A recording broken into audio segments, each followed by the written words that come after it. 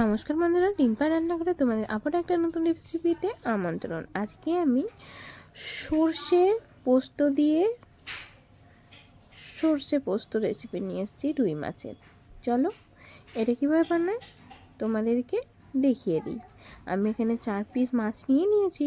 আমি এটা রুই মাছ নিয়েছি, তোমরা চাইলে কাতলা মাছও নিতে পারো। অবশ্যই এটা রুই মাছ না কাতলা মাছ আমি নিজেও জানি না, কারণ আমার হাজব্যান্ড কিনে নিয়েছে, আমি জিজ্ঞাসাও করে দেখিনি। তো তারপরে লবণ আর হলুদ দিয়ে মাছগুলোকে আমি এইভাবে একটু ম্যারিনেট করে নিচ্ছি। ম্যারিনেট করে একটু রেখে দিলাম। চলো এবার বাকি মশলার পেস্টটা বানিয়ে নিই। এখানে আমি তারপরে একটা বাটিতে আমি কিছুটা পোস্ত নিয়ে নিলাম। তারপরে আর একটা বাটিতে 1 চামচ মতো কালো সরষে নিয়ে নেব। এই সরষে আর পোস্তটা নিয়ে নেওয়ার পর এগুলোকে একটু পেস্ট বানিয়ে নেব। পেস্ট বানানোর পর সরষেটা অবশ্যই আমি ছেঁকে নেব। এই দেখো পেস্ট বানানো হয়ে গেছে, সরষে ছেঁকেও নিয়ে নিয়েছি। কড়াতে তেল দিয়ে দিয়েছি, তেল গরম হয়ে গেলে মাছগুলোকে দিয়ে নেব। মাছগুলোকে আমি দিয়ে নিলাম। একে একে প্রত্যেকটা মাছ দিয়ে নেব। মাছগুলোকে দিয়ে নেওয়ার পর একটু লাল লাল করে ভেজে নেব, কারণ মাছ যত ভালো সুন্দরভাবে ভাজা হবে রান্নার টেস্টও তত ভালো আসে। অবশ্যই এটা বলাটা মুশকিল যে মাছ ভাজা হলেই রান্নার টেস্ট ভালো আসে। এক এক রকম রান্নার এক এক রকম টেস্ট। যেমন কোনো রান্নায় কাঁচা মাছও খুব সুন্দরভাবে টেস্ট আসে, তেমনই কোনো রান্নায় পুরো মাছ না ভাজলেও খুব সুন্দর টেস্ট আসে। আর তেমন কোনো রান্নায় মাছ পুরো ভেজে দিলেও খুব সুন্দর টেস্ট আসে। তাই একটু এই মাছটা আমি খুব লাল লাল করে একটু মাছটা ভেজে নেব। উল্টানোর সময় যদি আমার মতো লেগে যায় তাহলে একটু সাবধানে, কারণ আমি যেহেতু সব কটা মাছ একসাথেই দিয়ে দিয়েছি। কারণ আমি এমনিতে ভীষণ কুড়ে, আমি সবসময় বলতে পারো চট জলদি করার জন্য এইরকমই করি আর কি, সব একসাথেই দিয়ে দিই।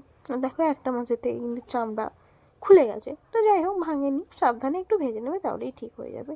মাছগুলো ভাজা হয়ে গেছে, তারপরে আমি তুলে নিলাম। তারপরে এই তেলের মধ্যে বাকি রান্নাটা করে নেব। কালো জিরা আর কাঁচা লঙ্কার ফোড়ন দিয়ে নেব।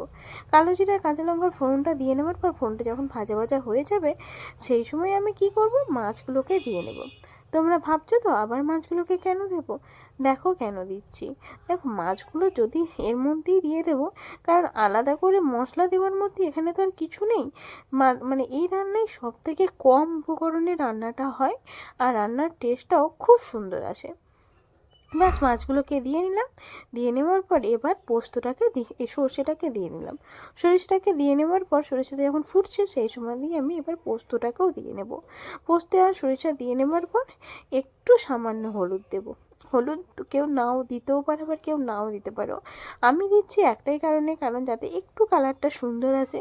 আমার আসলে বাঙালিদের কি বলো তো, হলুদ ছাড়া মনে হয় যেন কোনো রান্না ঠিক কালারের নয়, এরকম একটা ব্যাপার থাকে। সো আমারও এরকম একটু প্যানিক আছে, ওর জন্য আমি সামান্য হলেও একটুখানি হলুদ দিয়ে নিই। একটুখানি পরিমাণ মতো লবণ আর ঝালটা যে যার পরিমাণ মতো দিয়ে নিও। আমি আমার পরিমাণ মতো দিয়ে নিয়েছি। আর ফোড়নের সময় অবশ্যই কাঁচা লঙ্কাটার ব্যবহার করবে, কারণ কাঁচা লঙ্কা দেখবে সর্ষে পোস্ত বলো আর এমনি শুধু পোস্ত বলো মাছে, কাঁচা লঙ্কা দিলে কিন্তু টেস্টটা একটা আলাদাই লাগে। আর একটুখানি সামান্য আমি গুঁড়ো লঙ্কা দিয়ে নিলাম, তারপরে মিশিয়ে নিলাম। তারপরে বেশ কিছুক্ষণ একটু ফুটিয়ে নেব। লবণটাও কিন্তু যে যার পরিমাণ মতো দিয়ে নেবে রান্নাতে। আর যাই হোক, লবণ কিন্তু বেশি হয়ে গেলে রান্নার পুরো স্বাদটাকে নষ্ট করে দেয়। লবণ কম হোক, ভাতের সাথে মিশিয়ে খেতে পারবে, অসুবিধা নেই। কিন্তু যদি বেশি হয়ে যায় তাহলে কিন্তু ভীষণই অসুবিধা হয়।